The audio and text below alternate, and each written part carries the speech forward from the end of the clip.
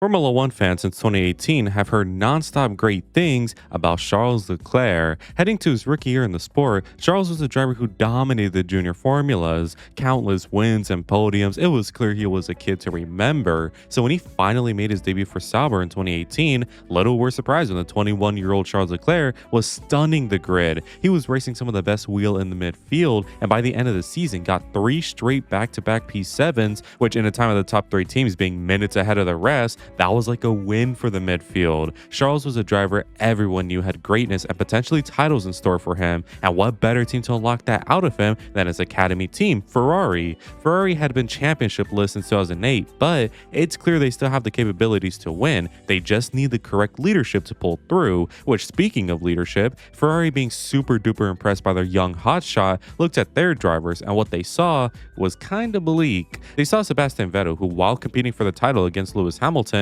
was starting to show signs of wear, which was heavily exacerbated after the German Grand Prix, where in front of his home audience crashed the car in embarrassing fashion and started to rack up the mistakes since. In the other car, they saw Kimi Raikkonen, who had been Ferrari's last title winner all the way back in 2007, but naturally Kimi's game was decreasing every year as his age continued to rise. He was still doing good enough for the Ferrari drive, even getting a fantastic pole position at Monza and nearly winning it, but can we say the same in about 2 years' time? So Ferrari need to act quick, since with Red Bull's Max Verstappen starting to hone his ability, along with Lewis Hamilton still looking untouchable, not to mention Toto's talent reserves, Ferrari cannot be left behind. So what do? They can't fire Vettel as he is still contracted and technically still in the title fight, so they fire 39-year-old Kimi Raikkonen, seeing his end is soon, and in comes Charles Leclerc. Again, if any driver can bring glory back to Maranello, it's going to be young hotshot 21-year-old Charles Leclerc. Hell, he already has a lot of experience racing against Max, since in the junior karting and formulas, they were like the LeBron and Curry of them. Of course, this all happened in just Charles's rookie year, but as the team develops, so will Charles, and soon enough, give or take 2 to 4 years, he will be there in his prime, ready to start winning race after race. Can I drop the act now? Charles impressed mightily in 2019 by finishing 4th in the standings, along with nabbing up 2 wins and many podiums. 2020, however, was different because Ferrari were caught cheating and had to get nerfed for that year, and 2021. Regardless, Charles still took home podiums and poles. 2022 saw Ferrari bounce back with a mighty car able to win the title, but team mistakes hampered Charles' time and time again, which allowed Max to just run away with it. They were nowhere in 2023, which led to 0 wins for Charles. They both bounced back in 2024 under new leadership and looked really good for 2025, barring any stupid changes, which of course happened, which led to, again, no wins for Charles. And now in 2026, Ferrari looked better, but nothing has come of it. Charles was supposed to have a title by now, but all he has are 9 wins, while his peers have titles already. No sane person would still drive for a team that has wasted his amount of talent, and yet he has re-signed for them until 2030. You know what this tells me? Charles Leclerc does not care anymore, and how can I blame him? Ferrari have wasted Leclerc's talent, but let's not pretend Charles doesn't have himself to blame either. So let's list why I think that is, and see, is there still time for good old Chuck? Subscribe for your disappointment to the ones you love the most, and let's get to quacking now. A good weather for a race, but especially for a talk. One of the things you'll always hear when Charles Leclerc is being discussed are mistakes. Mistake on track, mistakes in the barrier, mistakes in the strategy, mistakes in the choices. The only thing that doesn't seem to be a mistake regarding Charles Leclerc is his birth, seemingly. And can you blame anyone for talking about this? Every single year, hell, every single month, there is some big Charles Leclerc moment that keeps everyone talking. Whether he caused it himself or the team caused it will always be discussed. So I thought, let me throw my hat in the ring. I've already made a video purely about this back in January, so if you want more examples and more depth into what I'm about to say, check that video out after this one. But in essence, every week with this guy, I'll list what I think is the biggest one from every year. In 2019, there was, of course, Singapore. Charles Leclerc had just won 2 races on the bounce and lined up pole position around the streets of Singapore. Considering how overtaking around that track is kind of like Lance Stroll being good, it should be an easy win for Charles, as he will win 3 on the bounce.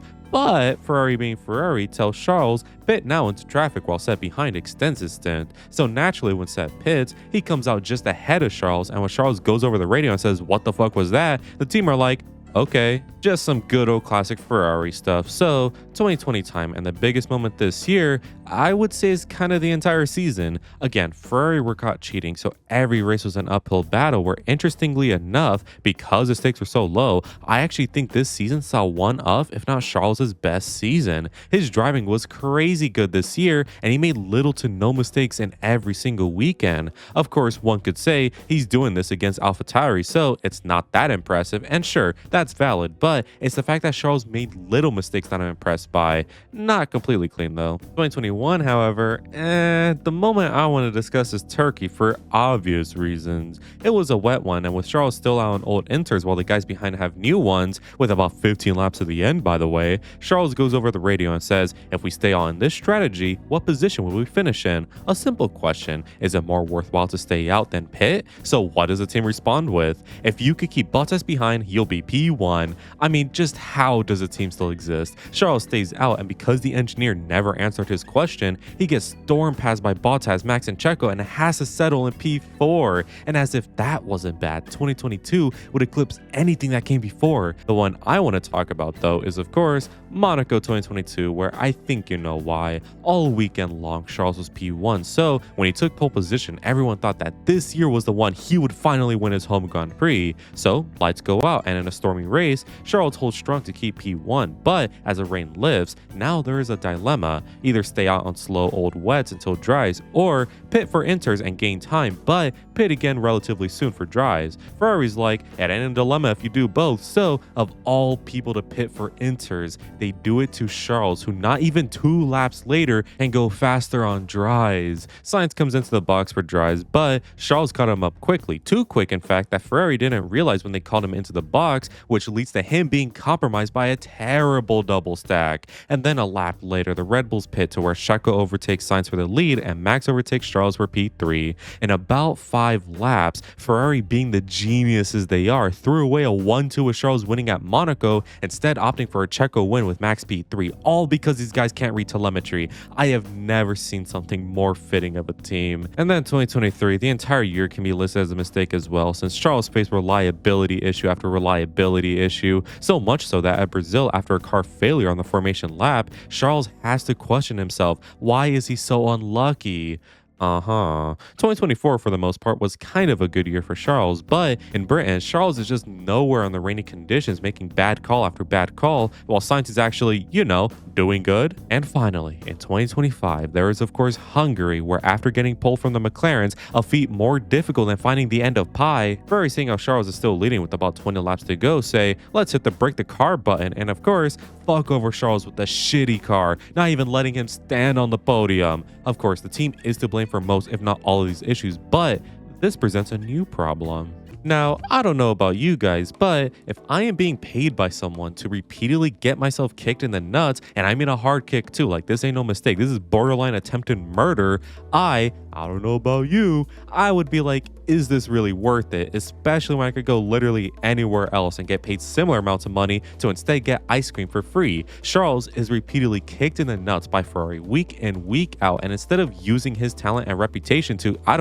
go to any other team who would be thrilled to have him on, even if they need to break the bank, he chooses to continue getting kicked in the nuts by Ferrari until 2030. But surely he must have his reasons, right? Well, sure. Ferrari is his favorite team, and he wants to win a title with them to not only bring glory back to the team who are starved of it, but also to make his father proud, who he told he was signed on as a Ferrari driver when he wasn't on his deathbed. I understand the reasons why Charles wants to stay and grasp on the hope that he could win the title, but surely he must see it, right? No one here doubts Charles has the ability to win a title. It's Ferrari that's the issue. They could build the fastest car in every aspect, but they simply don't have the mentality, composure, or competency to actually pull it off. Ferrari is like a disease. Everyone is obsessed with the idea and image of Ferrari that to them, it seems impossible there are issues within the team. The branding is simply too prestigious to be flawed, and even if you suggest that it could be, get ready to meet an HR buddy, you're gone. So while we can have mentally strong, composed, and competent people join the team, they're either fired soon for suggesting the team is flawed, or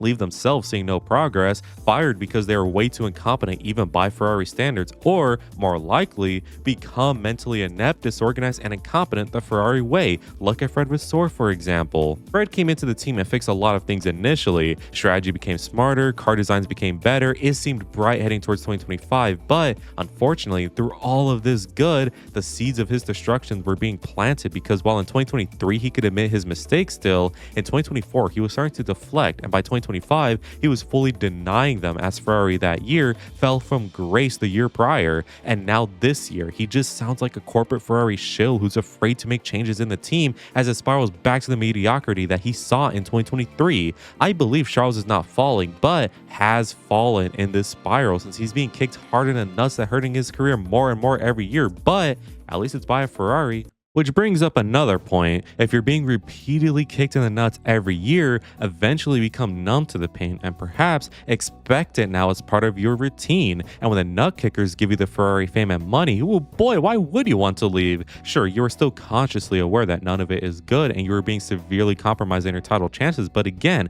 whenever you do get that little win, it comes everyone's hopes and delusions, and maybe being kicked in the nuts isn't that bad when the potential is there. Charles, to me, has lost all stakes in drive he once had. I just don't see how or why he chooses to stay with the team, factoring in all the bullshit every year for reasons other than simply being a Ferrari driver and just having a good enough seat. Any sane and smart driver would see from the outside that being with the team obsessed with making mistakes is pretty destructive and ruinous for a driver. And the big issue I see personally is that because the team is forever bound to be mediocre, how exactly does this push Charles further into being a better driver? Max Verstappen is the driver he is today, partly because of Lewis Hamilton. Would Max be a champion if Lewis didn't fight him in 2021? Sure, let's say Max dominated 2021 because Mercedes somehow became a midfield team. I think Max would still win 2021, 22, and 23 because Red Bull were by far the best team those years, but would he still have the records he set in our current timeline? I don't think so. To me, he wouldn't even be champion in 2024 or have a chance in 2025 because what Lewis taught him in 2021 was how to reach 100%. Lewis and Max that year pushed each other further and further every round, and while it went over the limit many times, when they weren't crashing, they were by far and away the two best drivers on the planet. So after that year, Max now had the ability to dig deep and find pace in every crevice of his body and car all the way to victory. Charles has never had this moment. Charles has never had to dig deep week in and week out and find out new abilities in himself. The Charles Leclerc we saw driving in 2019 and winning is hardly different to the Charles Leclerc we see driving today, while the Max Verstappen we saw driving in 2019 is so much worse than the Max Verstappen we see driving today. Ferrari had the opportunity to push Charles further in 2022, and for a while it was working, but cue their incompetencies and unwillingness to reflect on the car and see how to advance it, and it led to Ferrari not even being second fastest by the year's end,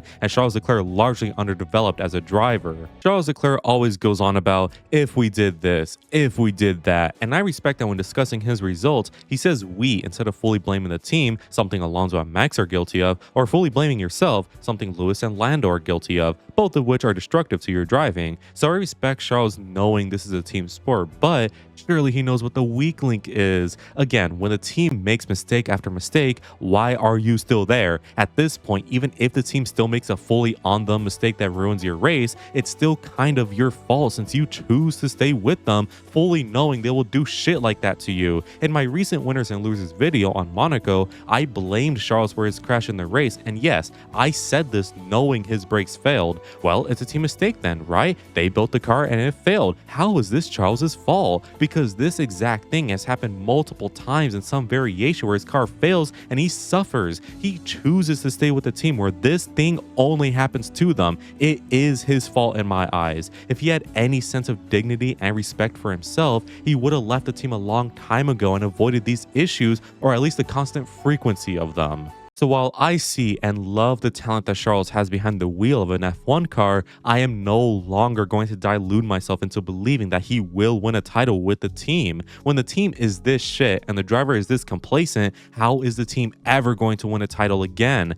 And I encourage you all to do the same, because even if he wins a race, hell, he could win 9 in a row. Even if that happens, it's all going to lead to nothing because the team is still rotten to the core. And before you say Charles is just unlucky, okay, sure, but again. He knows shit like this only happens at Ferrari, yet chooses to stay. At this point, it is not unlucky. It is purely self-inflicted. If Ferrari ever win a title with Charles, it'll be a lucky one and won't be repeated unless certain things happen. One is that all the corporate people in the team, Elkin, Benedetto, all of them are fired and replaced by people who care about the brand and see all of its flaws and imperfections. Second is that all the team personnel who are loving the Ferrari life, even if it means the bad results, are fired and replaced by guys who see the issues and will stop at nothing to see them get fixed. Finally, is to make the drivers uncomfortable and force them to dig deep to become a better driver. Charles has gone too comfortable at Ferrari, I think, and it's time he needs to drive with his life on the line. It seems harsh, but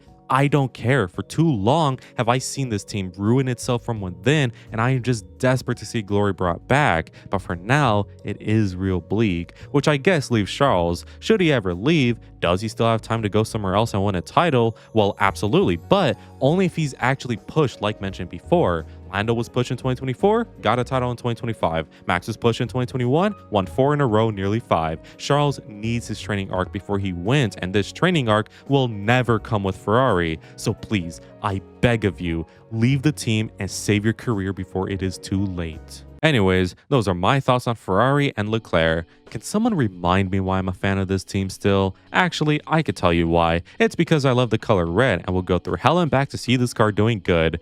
Just wish it would stop going to hell. Anyways, I want to give a quick shout out to all my Brazil flock for the continued support, and make sure you join if you want cool benefits as well as just helping me out. Anyways, if you enjoyed today's video, make sure you leave a like and subscribe since it really helps me out. Make sure to let me know in the comments what you think of this. And as always, have an amazing day. Good weather for the duck.